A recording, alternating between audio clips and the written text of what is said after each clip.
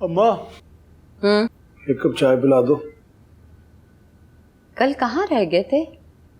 घर आने में देर कर दी तुमने।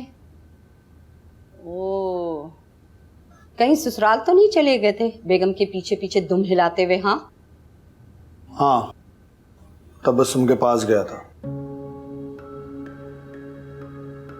कहाँ है वो? ले आए उसे?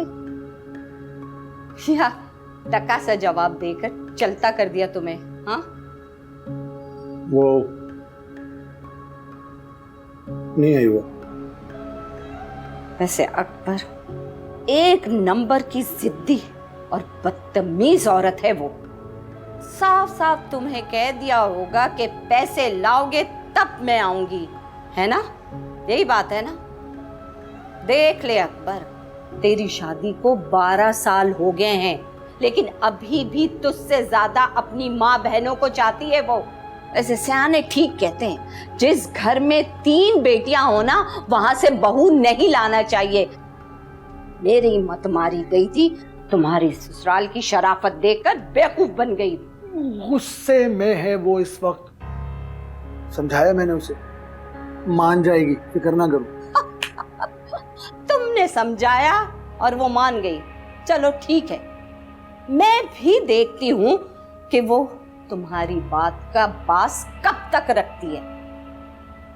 ऐसे बड़ी संगदिल औरत है, अल्लाह माफ करे, कि जिसको अपने बच्चे का ख्याल नहीं है। बस बैग में सामान घुसा और ये जा वो जा। औरतें मरते दम तक शौहर की दहलीज नहीं छोड़ती हैं, सोचती हैं कि हमारे पीछे बच्चे का क्या होगा। और ये देख अकबर, अब मुझे पता चल रहा है और तुझे भी एहसास हो जाना चाहिए कि ज़ैन के बाद इसने दूसरा बच्चा क्यों नहीं पैदा किया। इसलिए कि बीबी को दूसरे बच्चे की कोई ख्वाहिश नहीं थी। बस मैका चाहिए, दिन रात मैके में घुसी रहे, आना जाना लगा रहे, बस। समझे तुम? माँ, तुम्हें अल्लाह का वास्ता है, क्या सुबह सुबह मुंह से लावा उगल रही हो? बस कर जाओ, चुप कर जाओ। मुझे दुकान पे जाना है, मजदूर आके अजियत का शिकार हो रहे होंगे। नाश्ता दे दो ताकि मैं चला जाऊं। हाँ, बेगम तुम्हारी वहां ठाट से बैठी रहे और मैं यहाँ पे तुम्हारी खिदमतों के लिए रहूं। नहीं, जाके ससुराल में नाश्ता करना। पराठा ऑमलेट मैं देखती हूँ कैसे खिलाते, जूते मारेंगे तुझे, धक्के देके बाहर निकाल देंगे। जा वहां जाके नाश्ता कर, नहीं दे रही मैं तुझे नाश्ता। हाँ अच्छा, नहीं दो नाश्ता, मैं जाके पठान की दुकान पे कर लूंगा, चाह रहा हूँ।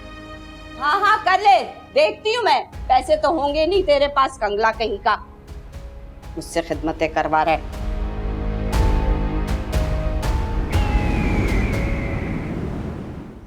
मैंने अरसलान से कह दिया है कि जाकर फौरन सामिया को लेकर आए। भाई आखिर लुबना ऐसी हालत में क्या क्या करेगी?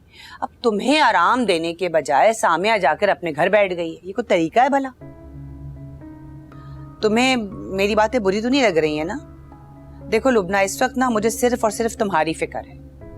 मैं चाहती हूँ कि तुम्हें आराम मिले।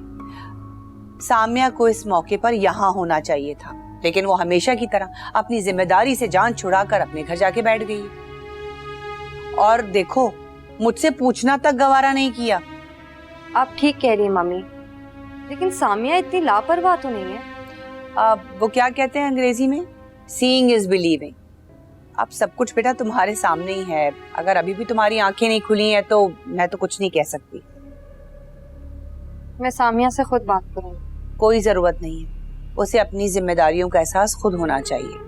और मुझे तो ऐसा लगता है कि तुम्हारी माँ बनने वाली खबर से उसे कुछ ज्यादा खुशी नहीं हुई है। तुमने देखा नहीं है, जब उसे इस बात का पता चला तो उसने तुम्हें मुबारकबाद भी नहीं दी। उसने अगले दिन दे दी थी मुझे।